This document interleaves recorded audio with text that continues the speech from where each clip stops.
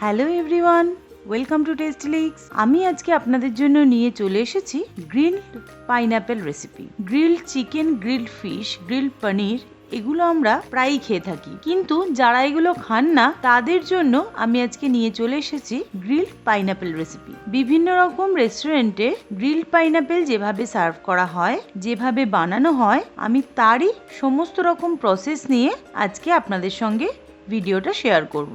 চলুন তাহলে দেখে নিই এটা তৈরি করতে আমাদের কি কি প্রয়োজন।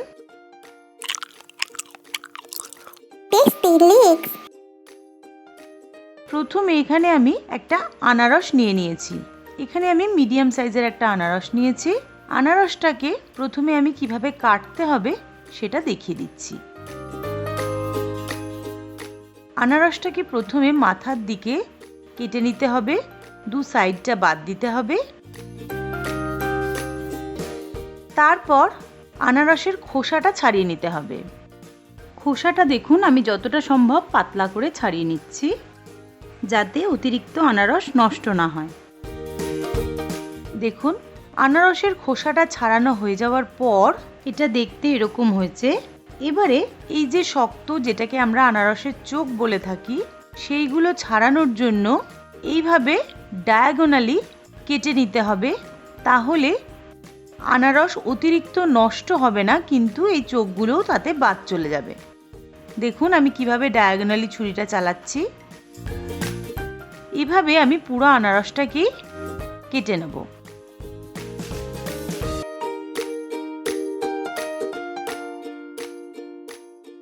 আনারসটা আমার পুরোপুরি কেটে নেওয়া হয়ে গেছে। অতিরিক্ত আনারসও বাদ যায়নি, আবার আনারসের চোখগুলো কিন্তু একদমই পরিষ্কার হয়ে গেছে। এভাবে আনারস কেটে নিলে অতিরিক্ত আনারস বাদ যাবে না। এবারে আনারসটাকে আমি লম্বালম্বি দুভাগ করে কেটে নিচ্ছি। কেটে মাঝখানের যে শক্ত অংশটা সেটা আমি প্রথমে বাদ দিয়ে দিচ্ছি।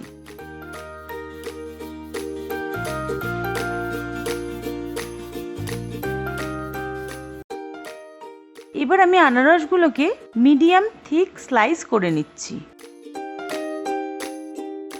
গ্রিলড আনারসের জন্য আপনারা যে কোনোভাবেই ইচ্ছা করলে আনারসগুলো কেটে নিতে পারেন, তবে এভাবে কেটে নিলে দেখতে সুন্দর লাগে, সেই জন্য আমি এভাবে আনারসগুলোকে কেটে নিচ্ছি। দেখুন আনারসগুলো আমার কেটে নেওয়া হয়ে গেছে। এগুলোকে আমি একটা প্লেটের মধ্যে তুলে নিচ্ছি। এবারে ম্যারিনেশনের জন্য আমি মিক্সচারটা তৈরি করে নিচ্ছি। মিক্সচার তৈরির জন্য আমি একটা মিক্সিং বোলে নিয়ে নিচ্ছি 2 টেবিল স্পুন টক দই। এক্ষেত্রে বলে রাখি, এখানে কিন্তু অতিরিক্ত মশলার প্রয়োজন হয় না।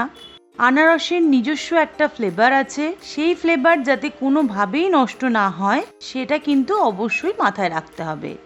তার মধ্যে দিয়ে দিচ্ছি 1 টিস্পুন নুন, 1 টিস্পুন আদা রসুন পেস্ট, 1 টেবিল স্পুন কাশ্মীরি লঙ্কার গুঁড়ো, 1 টিস্পুন লাল লঙ্কার গুঁড়ো, 1 টিস্পুন জিরের গুঁড়ো, আর 1 টেবিল স্পুন সর্ষের তেল দিয়ে খুব ভালো করে এটাকে আমি মিক্স করে নিচ্ছি।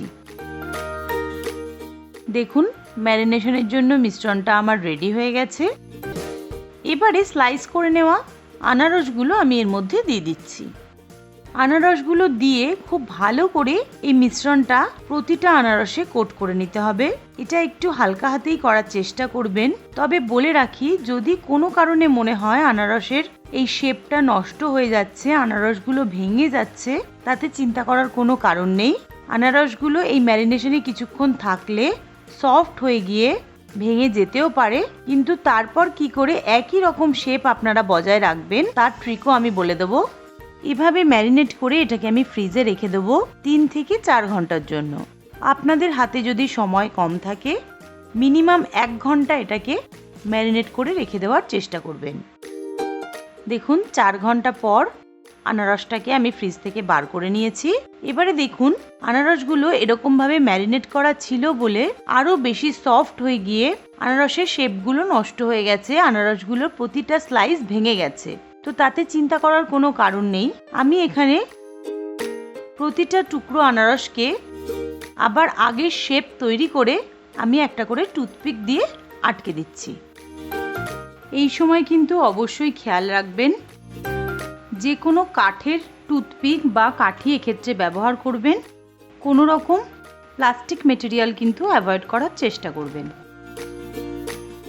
দেখুন আমি প্রতিটা আনারসকে টুথপিক দিয়ে আটকে আবার সেই আগের শেপে তৈরি করে নিলাম।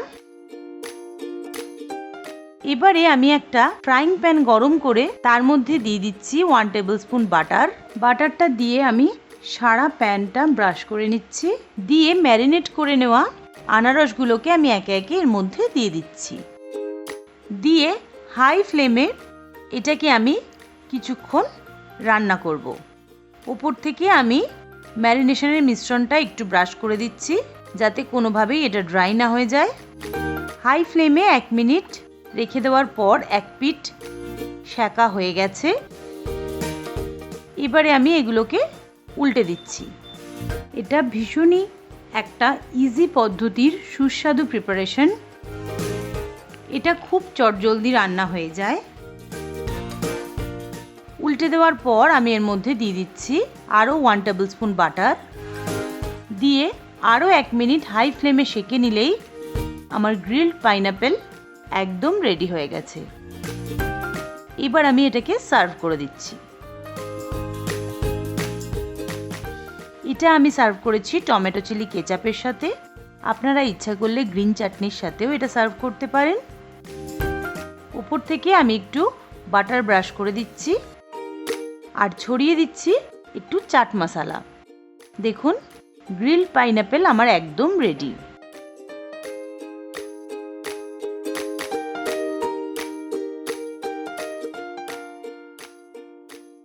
এই আনারসের সিজনে অবশ্যই একবার এই রেসিপিটা ট্রাই করুন। একটা অন্যরকম টেস্ট আপনারা এক্সপিরিয়েন্স করবেন। একদম রেস্টুরেন্ট স্টাইলে গ্রিলড পাইনাপেল আপনারা বাড়িতেই বানিয়ে নিতে পারবেন। এটা বানিয়ে আপনাদের কীরকম লাগলো সেটা অবশ্যই আমাকে লিখে জানাবেন। আর আমার চ্যানেলটা ভালো লাগলে অবশ্যই লাইক করবেন, শেয়ার করবেন, সাবস্ক্রাইব করে আমার পাশে থাকবেন।